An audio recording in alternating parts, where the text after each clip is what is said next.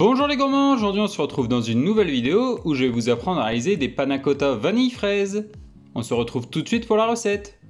Pour réaliser notre recette, on commence par la réalisation de notre purée de fraises. Pour cela vous avez besoin de 250 g de fraises fraîches et 25 g de sucre. Pour le matériel vous avez besoin d'une balance, de 10 récipients, d'une casserole, d'un fouet, d'un tamis, d'un mixeur plongeant et d'un plat. Pour réaliser notre purée de fraises maison, on vient récupérer une planche à découper. On va venir découper nos fraises fraîches en morceaux.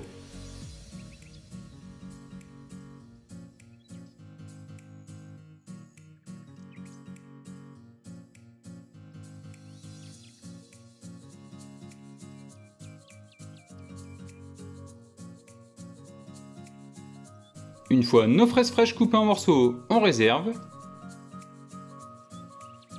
On vient maintenant les débarrasser dans une casserole.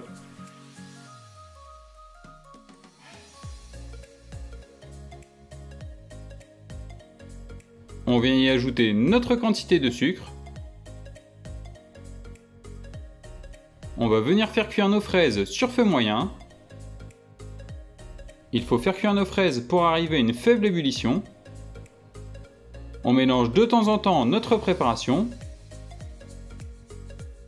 Au bout d'une dizaine de minutes, nos fraises ont bien compoté et sont cuites. On peut retirer notre casserole du feu.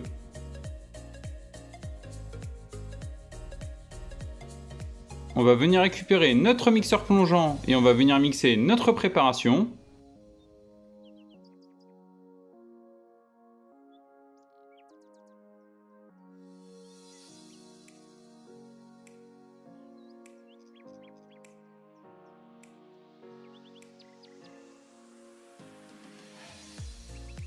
Une fois nos fraises bien mixées, on réserve.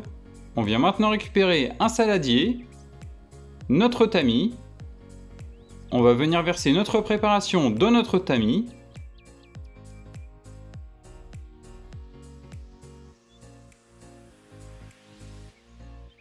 A l'aide d'une maryse, on va venir mélanger notre purée de fraises pour filtrer les pépins.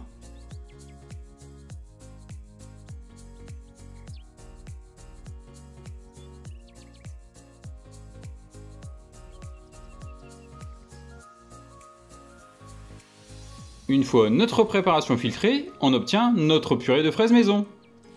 On va laisser notre purée de fraises complètement refroidir et la réserver au frigo jusqu'à utilisation. On va maintenant réaliser notre panna cotta. Pour cela vous avez besoin de 8 g de gélatine, 80 g de sucre, 600 g de crème liquide entière et d'une gousse de vanille. Pour le matériel vous avez besoin d'une balance, de 10 récipients, d'une casserole, d'un fouet. Pour réaliser nos panna cotta, on commence par venir récupérer un grand bol d'eau froide. On vient y plonger nos feuilles de gélatine à réhydrater pendant environ 15 minutes. Pendant ce temps, on vient récupérer notre gousse de vanille. On va venir l'aplatir à l'aide de la lame de notre couteau.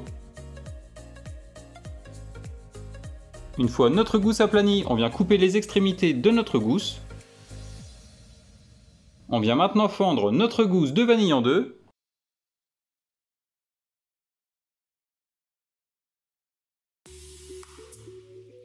A l'aide du côté non coupant de notre couteau, on vient récupérer les graines de vanille.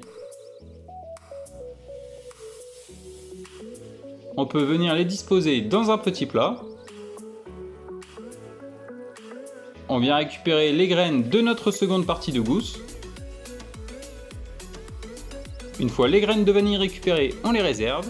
On vient maintenant récupérer une casserole.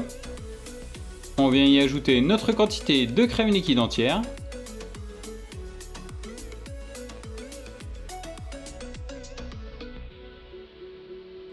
On y ajoute également notre quantité de sucre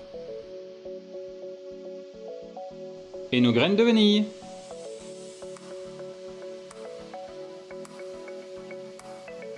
On va maintenant venir porter notre préparation à ébullition sur feu moyen. On va venir mélanger notre préparation à l'aide d'un fouet pour homogénéiser l'ensemble.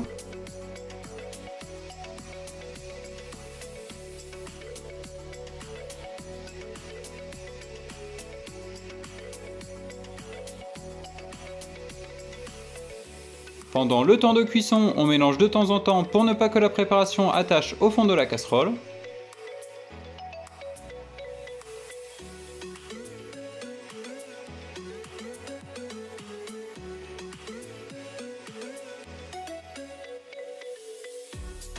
Dès que notre préparation arrive à ébullition, on peut retirer notre casserole du feu et on va réserver notre préparation jusqu'à ce que la température redescende à environ 50 degrés.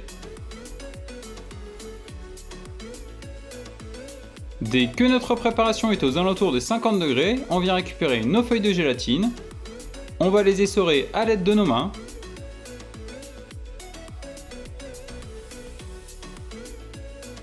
On vient les mettre dans notre préparation. A l'aide d'un fouet, on va venir mélanger la gélatine dans notre préparation. Une fois la gélatine incorporée dans la préparation, on va réserver jusqu'à ce que notre préparation atteigne une température d'environ 40 degrés. Une fois la préparation à la bonne température, on vient récupérer nos récipients. Si vous souhaitez comme moi réaliser un effet penché, vous pouvez utiliser un moule à muffins. On va venir pencher nos récipients dans nos moules.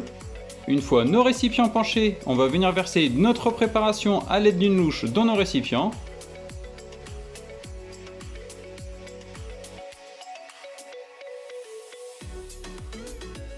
Une fois l'ensemble de nos récipients remplis avec la panna cotta, on va les réserver au frigo pendant minimum 4 heures. Au bout des 4 heures, on constate que notre préparation a bien figé. On vient maintenant récupérer notre purée de fraises. On vient remplir nos récipients avec notre purée de fraises.